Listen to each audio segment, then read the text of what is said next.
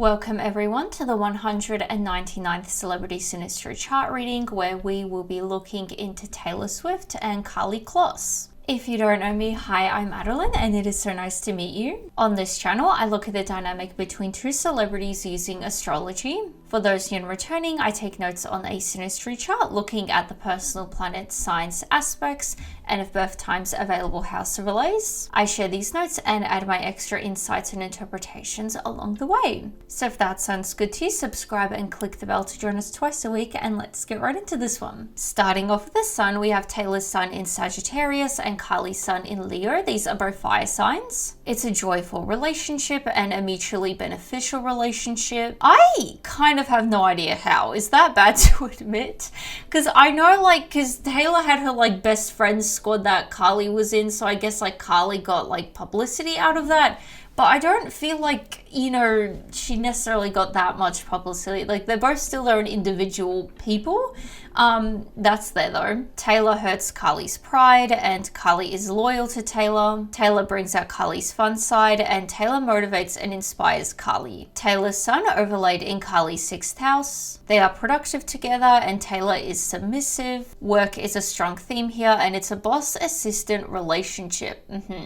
We're off to a really interesting start. Karlie's sun overlaid in Taylor's 7th house. It's love-hate and they feel united together. They are deeply moved by each other and they get in each other's heads. They sense that they are complementary and they both subconsciously try to prove they are separate from the relationship, which they kind of did that consciously, I guess you could say, because at one point they were, Taylor Swift had a whole best friend squad and everything, so I guess it wasn't just Karlie at the time, but the whole thing was a massive not trend, but it was a whole thing at some point, but now it's not anymore. So I feel like they kind of have consciously separated themselves, so that kind of manifested consciously and separate from the relationship. They feel the other is a big presence in their life and they need to find a balance to make the relationship work. They both may be driven to express themselves in extreme ways and possibility of their personalities being lost in the relationship.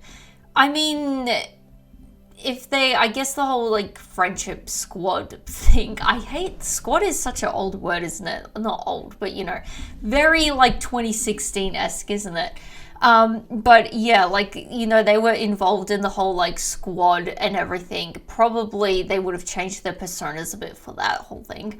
But that is there. Taylor's sun trine Karlie's Venus. There is mutual attraction and they both value each other. It's a harmonious relationship and a financially lucky people, obviously as individuals, but we did say how it's a mutually beneficial relationship. So I assume in that way they would have had that financial luck as well. They both share common interests and they both accept and tolerate each other. Karlie is willing to do anything to please Taylor, which I guess is that sort of not hierarchy, but it was Taylor being the leader and everyone else was her posse and everything. Karlie finds Taylor charming and intriguing and Taylor feels more loving and beautiful around Karlie. Taylor's sun square Karlie's Jupiter. They have different values and they may overindulge each other. Excess is from good intention and there's a strong desire to make each other happy, which we did see for Karlie wanting to please Taylor. They both may expect too much from the relationship and they both encourage the other to self-indulge and be impractical. Karlie's sun is square Taylor's Pluto. It's love-hate we're seeing again, and there's a strong magnetic connection. They both trigger the other's deepest issues, which we did see, the only thing we've seen, I guess, regarding that was how Taylor hurts Karlie's pride. So I guess her, ego issues maybe. They both need to learn not to focus on their ego, I guess, particularly with Karlie, and because we've been seeing, it's mutually beneficial and it's financially lucky. So I wonder if maybe the ego is the sort of star personas you could say played a part here. It's hard to remain just friends after, which is I guess why they haven't really, because I know they weren't in the relationship, but in a way, I guess the public kind of has taken it as like they broke up in a way, because they were like so close and like, you know, besties and everything for some time, and then suddenly they're not like friends at all. So I assume, you know, in some way they would have been like very close friends or something like that. And yeah, now it's just to be simply friends, acquaintances is difficult. They want to learn everything about the other, and it is transformative. They have power struggles, and there's a possibility to encourage the other's negative qualities, which we did kind of see how they both encourage the other to self-indulge and be impractical. I wonder if they were kind of like a bad influence on each other in a way. Possibility of an unhealthy obsession with the other, and they both want to be dominant, which we've kind of been seeing. They both experience emotions they never felt before. Now for the intermission. This video is brought to you by me, my Etsy store, Adeline the Astrologer. If you ever watch this and think, hey, I would like her to read my Synastry chart, well, I will. I do personalized Synastry readings on my Etsy store, both basic and detailed. The basic one is very simple to understand. It's not overwhelming at all. It's pretty good for those that are beginners to astrology, just getting the head around astrology, or just as a fun gift idea. The detailed one is just like what I do on my channel, just a lot of insight and interpretation on your chart. So if you are interested in that and everything else astrology and tarot related, readings and gifts, then definitely check out my Etsy store. Links are below. I'm always releasing new things there, so it would be greatly appreciated if you go have a look. You can even just favorite the store just to show your support for free. Thanks for listening, and let's get back to the reading. So now it's time for moon. We have Taylor's moon in Cancer and Karlie's moon in Libra. These are both cardinal signs. They please each other, so we're seeing again, they definitely want to make the other happy and everything, and confrontation is avoided, which kind of goes to that. And potentially why maybe love-hate, like if they don't confront about the issues, because yeah, there's a difference in priorities, and Taylor may fall into being Karlie's parent. That's a bit odd. Taylor's moon overlaid in Karlie's 12th house. There's a lack of trust, and Karlie senses Taylor's suspicions. Taylor feels that Karlie is hiding something, and there's no logical base for lack of trust and paranoia. I mean, not to offend the Swifties, but I feel like that is kind of like Taylor's MO, isn't it? Like she's kind of, you know, suspicious of everyone, kind of is trying to play more victim than not, you know, kind of making everyone out to be the bad guy and everything. So I kind of like, if that is Taylor's kind of like MO, and like for whatever reason, like good or bad, that is the way she goes about the world, you know, just being suspicious of everyone, which is understandable of like how successful she is and everything. But I feel like this kind of lines up with her like MO of like kind of everyone's out to get her and everything. There's no logical base for this lack of trust and paranoia, and it's difficult for them to deal with wounded feelings. Which again kind of goes back to the idea of they don't really confront each other. Like it seems like these wounds fester and they don't really want to deal with it. Karlie's moon overlaid in Taylor's 9th house. Karlie feels Taylor is out of her league. There is, I mean, we did see power struggles and how we saw Taylor is more not suspicious, submissive. But from what we have seen, I feel like Karlie does play a bit more underdog than not. You know, Taylor does seem to have the high power here. And I feel like, you know, with all respect to Karlie, you know, she's obviously successful in her own right, but obviously with like Taylor Swift and like how big she is and everything, you know, I wouldn't blame Karlie for feeling like Taylor is out of her league. It's very different leagues as well. Karlie idolizes Taylor, and Karlie brings out the best in Taylor. Taylor may become emotionally attached to Karlie, and Taylor may become dependent on Karlie. There is this weird sense of dependence on each other as well. Like, it's kind of like a parasite thing. It's reminding me of something. I can't put my finger on the word though. They share similar attitudes on politics and religion, and there's a possibility for long distance, which, yeah, wouldn't be shocking, like, considering both their careers. Like, especially at the time, I'm sure Taylor would have been touring, and, like, that was when I feel like, I don't want to say Karlie's past her peak, but, you know, when she was particularly big at the time. So I'm sure, like, at that point, she would have been obviously booked out with, like, her modeling shows and photo shoots and everything. There's mutual respect, admiration, and affection. Karlie's moon is square Taylor's Mercury. It's emotionally challenging, and they both need to learn to listen. Yeah. Karlie has a hard time getting Taylor to listen. Yeah, I kind of have to say, call it as it is. Taylor, like, we did see ego does play a part for both of them, but like, it seems like Taylor does have the kind of high power, and it's like Karlie is kind of like desperate for Taylor's attention in a way, like, and it's not really surprising she ended up in a dynamic where like Taylor was like lead cheerleader, head girl in the little posse, so to speak, and Karlie was like the sort of follower. Karlie thinks Taylor doesn't value her opinions or respect her intellectually, and Taylor feels Karlie's too sensitive to criticism. I don't really like this dynamic. I hate to say, because I don't want any hate or anything, but I guess I did kind of say it. Like, it feels like Taylor's kind of like a mean girl, like here with Karlie. Like, it's not exactly like a Regina George, like Katie situation, but you know what I mean? It feels like Taylor's a bit mean here and kind of like appreciating that Karlie's like under her and everything. Taylor feels frustrated with Karlie. Karlie's moon is square Taylor's Jupiter. There's a tendency to be extreme and excessive, which we did kind of see, like how they can overindulge each other and everything, which, I mean, they were like young, rich women, they're gonna probably splurge money and everything. Poor judgment can lead to trouble, and they are too optimistic as a couple.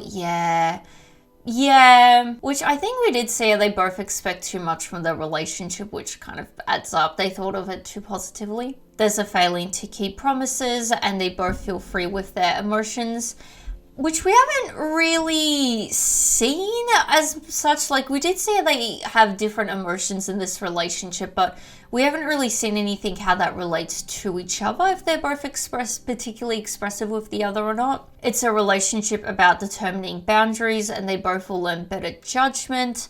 I really hope on Karlie's end she does. Karlie may become possessive of Taylor. This is a bit weird, I'm not gonna lie. They meet in an optimistic way. Karlie's moon is square Taylor's Saturn. Karlie feels emotionally insecure, not surprisingly so. And like, side note as well, I feel like we've been seeing a lot of like Karlie feels this way, Karlie feels that way, which kind of makes me think she's a bit more invested in this than Taylor. Like, Taylor is literally not very present in this relationship. Karlie feels judged by Taylor, and there's a possibility of an awkward relationship. I know the rumors and everything, but I don't really get that vibe, like, at all. I get like the opposite. Like, it seems like there's this weird like detachment and everything. Like, it's weird because we did say they have this weird unhealthy obsession with the other, and there's this love-hate dynamic and everything. Like, we've seen a little bit of that, but we're also seeing this, it's like a mean girl dynamic. I don't like it. That's what it's reminding me of. It's very odd. Like, I don't like it. Taylor sees Karlie as needy and oversensitive, and yet from what we're seeing of like Taylor, it's like she doesn't seem to like Karlie that much. Like, she's seeing her as like needy and everything. She hurts her pride, and it's like, Karlie's moon is square Taylor's Neptune. They misunderstand each other's signals. I hope that is all the issue. There's a possibility of neglecting each other, which we did see with the whole long distance thing as well. But also, I think we did see on like Karlie's and she's willing to do anything for Taylor and all of that, which I know we did see a mutual thing of like they both want to make the other happy or something, but we've been seeing a lot more on Karlie. She's not as likely to neglect Taylor, so Taylor's probably the one that does more of that. It's a confusing relationship, yeah. Karlie is unsure of Taylor's intentions. There's difficulty maintaining the relationship, which is probably why they don't really have much of one anymore. And Karlie is sensitive to Taylor's moods. I want to be like all unbiased and everything, but from what we're reading, Taylor doesn't seem very nice to Karlie. I really don't like this. It's like, it is like a bit of, I know I keep saying Regina George, but like I feel like it's a bit, not meaner or worse than that, but a bit different, I guess you could say. It's like Taylor, has, is being this sort of mean girl, and it's very much walk on eggshells around her in terms of like, like, you can't read her and you can't predict her, if that makes sense, which from what I remember from Mean Girls, that wasn't exactly the situation of Regina, was it? She was more literally mean psychologically, but it's just like, it seems like with Karlie, like, she's walking around eggshells with Taylor. Like, she kind of feels lucky to be around her, and she's very, like, sort of, I don't want to say freezed up, but, like, you know, kind of feels like a deer in headlights. What do I do around her? Because, you know, it seems like Taylor's, like, probably can't read Taylor very well. It just seems like Taylor's very detached. Like, there's this weird detachment from Taylor and everything. Like, I don't want to be mean, but, like, it seems from what we're reading, Taylor is very weird, like, very detached and everything, and it seems like Karlie's walking around eggshells around her, if that makes sense. So now it's time for Mercury. We have Taylor's Mercury in Capricorn and Karlie's Mercury in Leo. Taylor encourages Karlie to focus on physical aspects of life, and Karlie resents Taylor for her criticism. Taylor sees Karlie as impractical, and Karlie sees Taylor as someone with no vision, which I guess is understandable. If, like, Karlie can't really read her intentions, it's like, what do you want? They help each other with their strengths. Taylor's Mercury overlaid in Karlie's 6th house. Taylor's mind is stable around Karlie. That's nice. Let's point out the positives. Taylor communicates with Karlie practically, and Karlie thinks Taylor is reliable, which, like, in a way, I'm sure she would be, like, because considering the amount of, like, photos and, like, all the media publicity around that time with the whole squad, like, I'm sure she would have been reliable to a certain way. Karlie sees Taylor as a stable companion, which, like, we did see that they both, like, value each other and they're both financially, like, lucky together. You know, I'm sure, like, you know, Karlie would see Taylor as someone stable, certainly in the industry and everything. Like, you know, a very powerful person, you know, good to have someone like that as a stable sort of, like, you know, companion friend in the industry. Karlie's Mercury overlaid in Taylor's 7th house. Karlie senses Taylor will accept the way she thinks, and Karlie finds it easy to communicate with Taylor. That's nice. I guess more in, like, superficial things though, because, like, we haven't seen anything particularly bad in communication, to be fair, except the whole fact they avoid confrontation and issues. They have strong communication and an intellectual bond. So now it's time for Venus. We have Taylor's Venus in Aquarius and Karlie's Venus in Leo. These are both sister polarity signs, also fixed signs. Opposites attract, and Karlie is subjective and Taylor is objective. I think that's a nice way to summarize it, because, like, with Taylor being very detached from this and everything, I feel like she would be a bit more objective, but Karlie seems like she has been quite a bit more, like, attached here and everything. Like, we're seeing a lot of Karlie here, not so much Taylor. Taylor's detached love frustrates Karlie, not surprisingly so, and they want to be the best for each other. They fascinate each other and they balance each other out.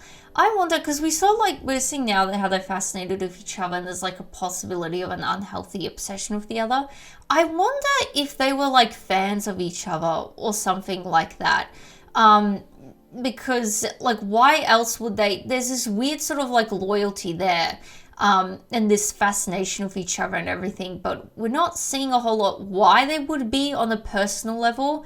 So I wonder if they're just simply fans for each other. Taylor's Venus overlaid in Karlie's 7th house. Taylor sees Karlie as the perfect partner. We're seeing, again, like, they both see each other as, like, a good sort of, like, companion, which is a bit interesting. They are complementary and Karlie feels comfortable around Taylor. Taylor satisfies Karlie's needs. Like, that is a positive thing we have been seeing. Like, they both seem to want to, like, please each other, want to make the other happy and everything. They both want to please each other, and longevity relies on Karlie's attraction to Taylor.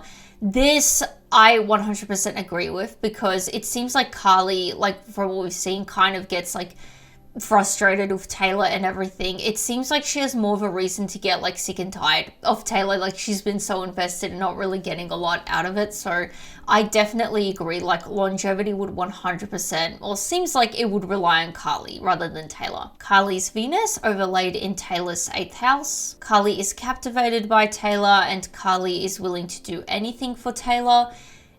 Why? There's this weird, like, obsession with the other. Like, it's very odd. Like, and it doesn't feel, like, particularly romantic or anything. It feels like obsessive like fan behavior, if that makes sense. Taylor has fantasies specific to Karlie, which I feel like would make sense in terms of, because I think she was in a few of her music videos and everything, so obviously, you know, she was included in like Taylor's visions and like, you know, whatever fantasy she had for the music video. It's a transformative relationship. Taylor's Venus, Trine Karlie's Mars. Karlie enjoys spending time with Taylor, and Taylor makes Karlie feel confident and desirable, which we're seeing again. I think we're seeing reciprocated, like they both make the other feel more confident. It's fulfilling, and the feeling of love never fades away, which, yeah, because if we're seeing how like Karlie wants Taylor's like friendship and everything and her attention, but she's not really getting it, and that's the only reason why she kind of stops it. Because that's all we're seeing in terms of like ending of the relationship and the deterioration of that. You know, that's not necessarily, you know, it's just Karlie getting frustrated of everything. It's not necessarily the feeling stopping as such, if that makes sense. Karlie's Venus square Taylor's Mars. There's jealousy and possessiveness, which I think we've seen on both sides actually. And Karlie sees Taylor as dominant, not surprisingly so. Taylor sees Karlie as seductive with no substance. That's a bit mean. Like, I feel like it's, yeah, the whole like model stereotype. I don't like that Taylor sees Karlie that way. Like, and again, it's going back to the idea of like, it does seem like Taylor does feel in a way better, like reading between the lines, considering she doesn't pay much attention to Karlie and she seems very detached and everything. Like, I wonder if maybe like Taylor did kind of bring on Karlie. Yeah, we kind of get along and she kind of looks good for my brand and everything, but it's kind of sad if she would view her as being like seductive with no substance, because that's very like stereotypical model thing. So now it's time for Mars. We have Taylor's Mars in Scorpio and Karlie's Mars in Gemini. Karlie tends to be nitpicky with Taylor. I mean, from all we've seen with Taylor being critical of Karlie, like, I don't, you know, let her have a moment. It's an impulsive relationship, and Taylor is possessive of Karlie, which I think would make sense again for the image squad thing. Karlie finds Taylor intellectually stimulating. Taylor's Mars overlaid in Karlie's 5th house. Taylor likes to initiate dangerous activities, and Taylor seeks admiration from Karlie. Interesting. I wonder if it is a way of, how do I put this? Because, you know, it kind of is obvious with like Taylor, especially recent events. You know, it kind of, you know, has that high school fantasy, everything, all of that, of like the perfect high school life. I wonder if maybe like Taylor, you know, likes the admiration in terms of like Karlie being like in her ideal friend group and everything. I wonder if it's like admiration in that way, but also I guess you could say like just from a person in general enjoys that Karlie is kind of admiring her and like underneath her in a way. Karlie is flustered around Taylor, and Taylor finds Karlie childish and obnoxious. There are possessive tendencies we're seeing again. Karlie's Mars overlaid in Taylor's 5th house, so this is a repeated overlay, just inverted, so the possessive tendencies, everything else further emphasized, but also Karlie likes to initiate dangerous activities. Karlie seeks admiration from Taylor. That is not really surprising, is it? Taylor is flustered around Karlie, which again makes me think they were both like fans of each other or something like that. And Karlie finds Taylor childish and obnoxious. So that was the final overlay. We don't have any Mars aspects, so that brings us to the end of the reading. If you are still watching, please share your thoughts below. I would be very curious to see what you guys have to say about this one, especially if you are more involved in like the rumors and all of that, because this to me, what a weird friendship thing. I don't know, like it was very like intense mean girl, like there was that mean girl energy, but also this weird like obsession with the other, which was very strange. Like yes, friendship, but also not. Like there has to be another word for it. It's like a friend situationship, if that makes sense. Like that's what the best way I could put it, but it is very intense and weird, kind of parasitical. So yeah, definitely let me know if you guys like know anything else, how you interpreted this reading, because this was a bit of a weird one. And again, I feel like with all of Taylor's readings, they always end up being a bit shorter with like aspects wise and everything, which is annoying. And if you have made it this far, please consider subscribing for more. I post these readings twice a week. And besides that, give this video a like, and I will see you guys next time. Bye.